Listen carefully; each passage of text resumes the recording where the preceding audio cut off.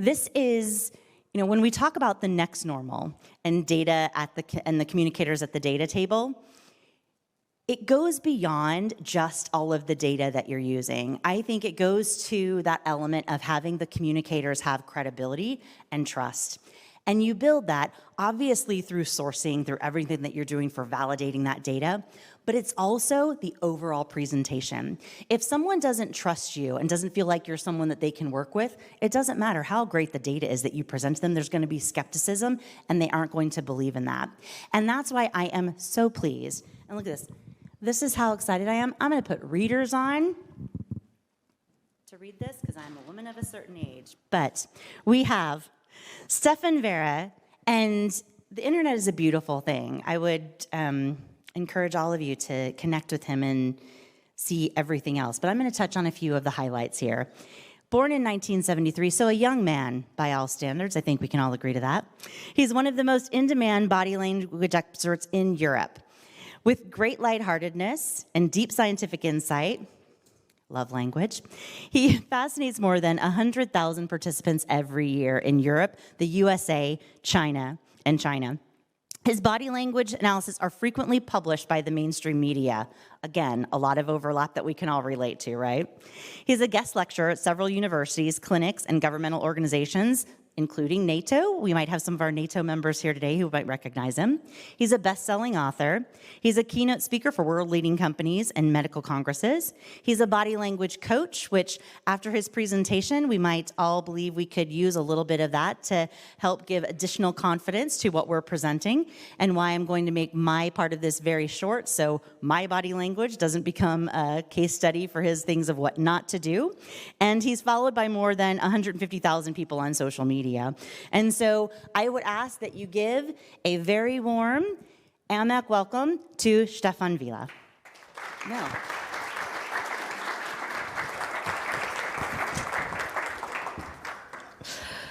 But actually, you heard all the university and the clinics and NATO, and then you see him and you think, what? Him? And you know what Johna told you all about trust, for instance, that happens right now because you are doing all the same right now. By the way, for those of you, I'm already standing, yeah? You're all doing the same right now. You are watching me. You are checking me out from top to toe. Well, Carlos, that's not such a long way with me. But anyway, yeah, you are watching me. And that is what we all do because our brain needs the information to know whether you are trustworthy, whether you are a highly energetic person, or you are not sober anymore after that night. Because all of the content you are delivering, the content comes into our brain only afterwards. What we often do as a mistake is we think when we start our presentation, that is the point where people start to judge us. But the thing is, we are an animal, we belong to the primates, we are an animal, and our herd, our ruddle has to decide beforehand whether we are relevant or not. That's why you are checking me out. You are watching my facial expressions. You're watching my hands and arms and so my gestures. And you are watching the most important measurements in body language. Number one is the frequency. The frequency is one of the two most important measurements in body language. And actually, it is more important how you do something than what you are doing. And we will learn that today. In the next couple of minutes, you will learn that there are certain signals in body language. If you do them in the wrong tempo, the meaning of the signal is an opposite one. For the married people in here, if you're doing some things too slowly, you will have a fight at home the whole weekend, and you will learn that today.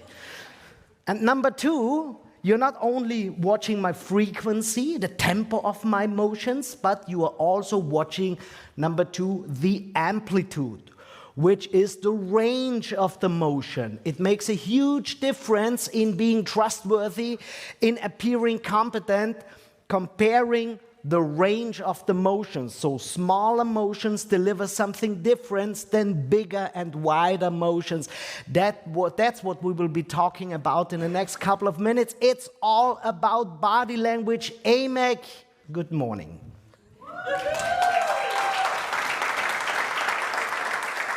Now here in the room for you outside in the internet, they don't look that sober today. But anyway, who of you has ever thought about his or her body language? Raise your hands. Oh, hello. And who of you is married and has children? Who of you has children? Now I should see at least the same hands, because for getting children, you needed body language, not for producing them, but to find a production partner. Because what do we fall in love with? Now the women will say the inner values. Forget the inner values. Forget the inner values. Until you got the blood values, it was all too late. No, we fall in love into the body language. Now you will wonder, no, that's not, the character is more important. No, only the character who went through the filter of body language. Imagine two women sitting in a bar and they're having a great time. They are single. Now, single women worldwide do all the same. When they sit in a bar, they're watching the whole bar, checking out all the men. All the men. Now, you as a woman would say, no, I didn't say everyone. Yeah, because your subconsciousness filtered out the idiots, you know? So you only the good man. You remember only the good men. So the women sit here in this bar and they're having a chat. It's really, really nice. The bar is really loud, you know, and it's a great time. And they see at the bar two men talking. But they can't hear them because the bar is too loud. But they see the body language of the man. And one of the men talks like, you know, Italian, Spanish temperament, you know. And she says, wow, what a lively person. Her subconsciousness now says, wow, great, I love that, so much energy. But her friend says, what's that, a nervous guy? And the other guy talks like, now she says, wow, that's the shoulder to lean on for me. But the first friend says, oh, what's that, a boring guy? And that is how communication starts. Body language is always a promise. Before they exchanged any words, the body language delivered. And if the delivering of the body language meets the needs of one of the two women, that is the basis for understanding each other. And that is why when you are in C-level, there is not one body language that is better for people in C-level. It is always, what do the people in your organization need? I have been working in the fields of politics for more than 15 years. And the thing is, there is not one body language that is better than the others. Because who would compare the body language of Angela Merkel with the body language of Donald Trump?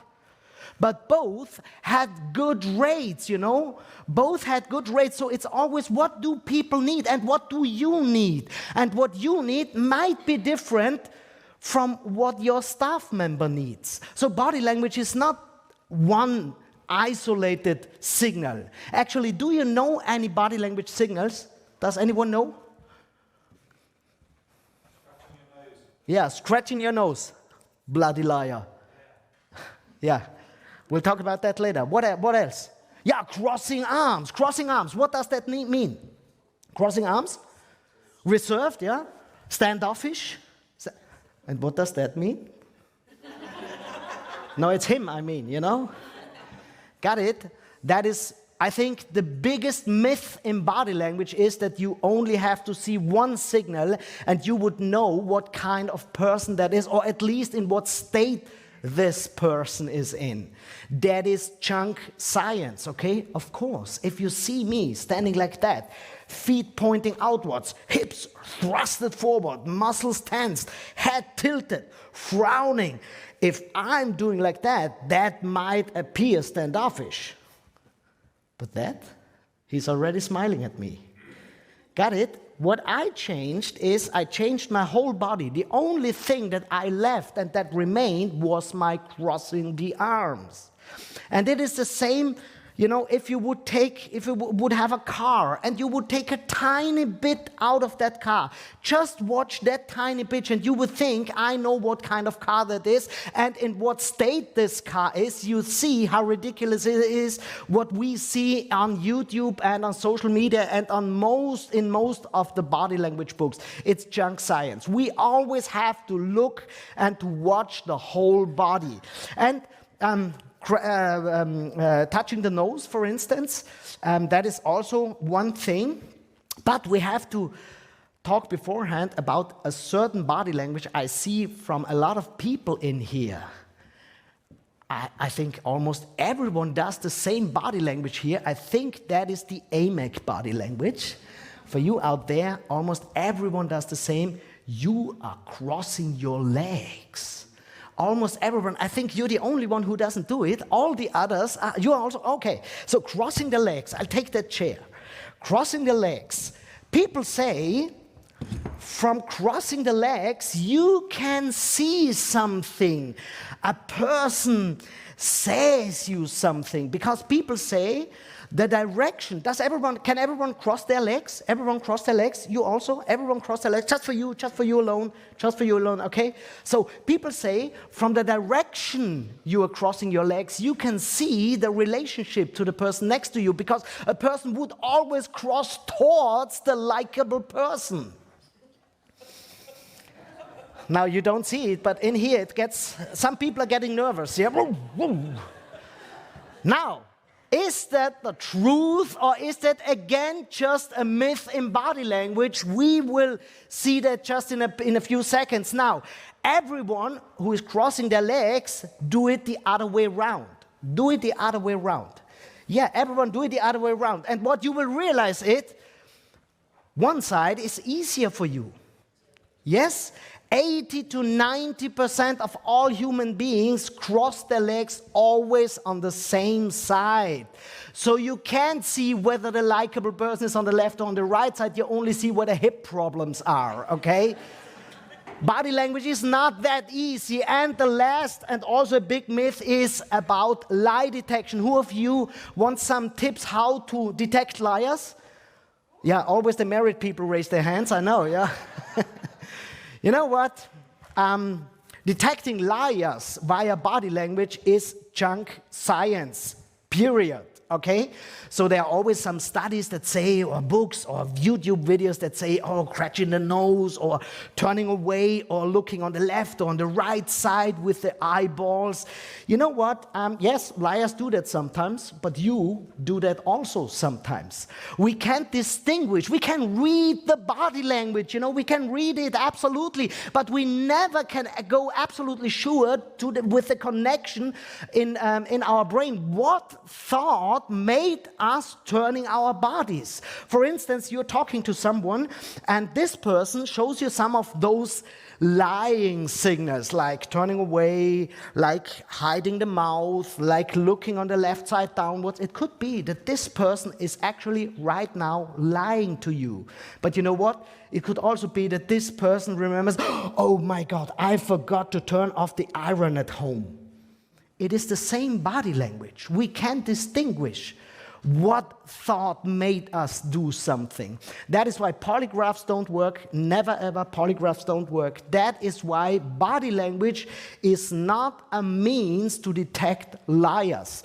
I know I read a lot of Amber Heard and Johnny Depp, and the thing is, it's absolutely, you know, it's really bad for the justice system, because what the internet does, they pick out all the signals, because I think Amber Heard lost this battle in the public, and what people do is they pick out little signals, and everyone, you know, when you're sitting in here like that, you know, you just touched your head and you also, oh, you bloody liar, okay? What I want to show you is that everyone in here does things like that, like liars do. So when we talk about body language and we talk about C-level body language, I give you one hint. You can detect liars via body language. And the studies I rely on are not studies with 50 or 70 or 200 people. One study that found that out was with 22,000 people. The other study, 28,000 people. There were people like you and me, and there were also people from the FBI, so trained people for interviews. Their rate was all the same. It is 50%. You know what 50% is? You can stay with guessing. You have the same rate. And talking about body language, when you talk to your staff or you talk to a client and you think, now I have to know whether he's talking also with another company about that product or that service. You know what? There are too many possibilities that a person does think like that, not because of lying, just because of touching their faces. For instance, men touch their faces more often in the area of the mouth. That is what men do more often. Watch men during the whole day, you will see that. Women do something different, and you will immediately realize women do. Got it? And that is a physical and anatomic signal. Why is that? Our skin, male skin, is thicker. And if you as a woman have a good feeling, if you enjoy it, a movie or having a good conversation or something like that, you want to enhance that feeling. And what do? You touch the skin where it is very thin so that your feelings get supported. That is why you touch maybe your lower lip or you touch it like in that area.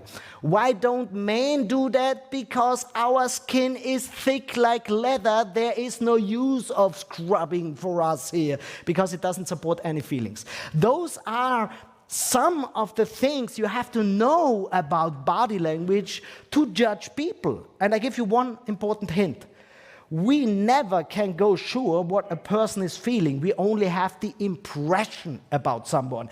And that is what is so important for you, because you are sitting here and I also get an impression about you. I don't know anything about you, but I have an impression of you. And Johna put it absolutely right. She said being trustworthy is a feeling. And you have to evoke that feeling in the person that is talking to you, which means that the person has to get a feeling of security, a feeling of I can rely on you, for instance. That is one feeling. There's also a feeling about sovereignty. There's a feeling about likability and things like that. I will give you precise hints about that. But number one is the first impression. How long does it take that someone knows whether you are trustworthy or not? Does anyone know? First impression? How long does it take? 2, 3 seconds? Less? First impression? Half a second? 3 seconds, half a second? They take much longer. Does anyone know exactly? It is way shorter than 3 seconds. Why is that? I mean, imagine a saber-toothed tiger would approach you and you would think for 3 seconds, 21, 22, maybe he just wants to play a little. Got it? It's way too long. 2, 3, 4, up to 7 seconds is the time that we need to realize that we have a bad or a good experience in that first impression. But the first impression happens very quickly. It is within 250 milliseconds. 250 milliseconds, so quickly is it. When you entering a room, that is when the first impression happens. And first impression number one is it's in the brain stem. And the brain stem only decides. In former times, science said it was fight or flight. You all heard about that. But that's not the latest knowledge we have about it. It's about, is that person or that environment, is that a resource for me? Or do I want to get rid of them as quick as possible? So what the brainstem does is, do I want to stay here or do I want to have more communication with that human being or not? Number one. Number two is the midbrain. And now it gets complicated because we as human beings are midbrain animals, like dogs, for instance. A dog is a midbrain animal. A dog always needs a boss. If you are not the boss of your dog is the boss of you. You know, they can't live in indifference. They can't live in, oh, let's sit in a circle of chairs with some incense sticks or things like that. Dogs don't do that. Either you or the dog is the boss. And we are the same. We can't live in indifference. And that is the thing. The misconception is a lot of people think when I'm entering the room and on my business card it says CEO or CFO, I'm the boss. But you know, in some companies, not in yours, but in some companies, you know, the boss enters the meeting room and then there's the meeting, and as soon as he leaves the meeting room, all the staff members go, not in your company, but in other companies. There's always a difference between the institutional alpha and the real alpha. And what you have to deliver is give them the feeling that they need right now. And it's always different because there's a law of requisite variety. Law of requisite variety means that we always have to have a broad variety of actions. It is not that you enter the meeting room with a body language like that, start your PowerPoint presentation, look at that PowerPoint presentation and think that people got what they needed. Some of them will. Some of them will, but only a fraction of your staff. Some of them will have the need for energy because something has to change in that company. We have to do something. If you can't deliver that action, they won't get the feeling, oh, I was understood. And others need clear directions. If you can't deliver clear directions with your body language, they have the feeling the boss doesn't know where the vision is, where the direction is going. So just to give you a small insight, a first insight into true and scientific-based body language, it is not that easy that you just have a form where it says crossed arms means that and smiling means that. Number one is the brain stem, number two is the midbrain. So the brain stem gives us the decision whether we want to have more communication with that person or not. Number one. Number two is the midbrain. It is so great, the midbrain, because with the midbrain, we were able, in evolution, to form hierarchical organizations. Only the midbrain, like dogs, can form hierarchical organizations. But the problem we have is that when you talk to or when you are on sea level and you think people have to I want to be taken serious. I want to be the boss. Now, if I exaggerate it a little bit, you walk into the office like that, you know, with that body language, because you want to show I'm the boss, the male or the female boss. I'm the boss in here. Take me seriously. But people from the first moment on don't decide the hierarchy. They decide, do I want to have more communication with you or not? And that is why, number one, the first decision is always the decision whether you are likable or not. And that is such an important information. So that is the third day of the meeting for you. When you entered that meeting 2 days ago, it was so important that you were a likable person and not enter the meeting room like that, well, I have the biggest staff under my control. No, be a likable person from the first moment on, and you don't have that much time, 250 milliseconds. You know what that means? That means that body language is not a technique. Body language is not that today I'll do it, tomorrow I won't do it. So either you have it in you, that likable body language, that self-confident body language, or not.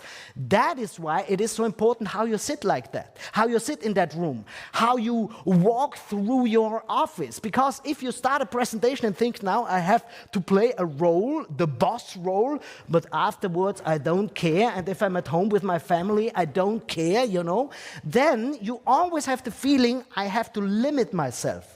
But the important thing is that people have to see that it is the true you.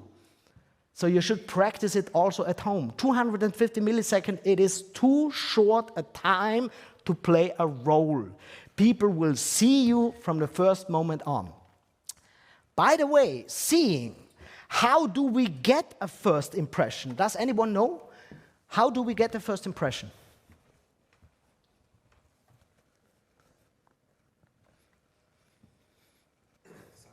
Yeah, sight. Via the eyes. Eyes. Number 2? Smell. The nose. Number 3? The nose. We had it already. The nose. No. Clothes is sending. How do you get a first impression? You get it via the eyes, via the nose. Number 3? Via the ears. Then? Yeah, the skin. And number 5?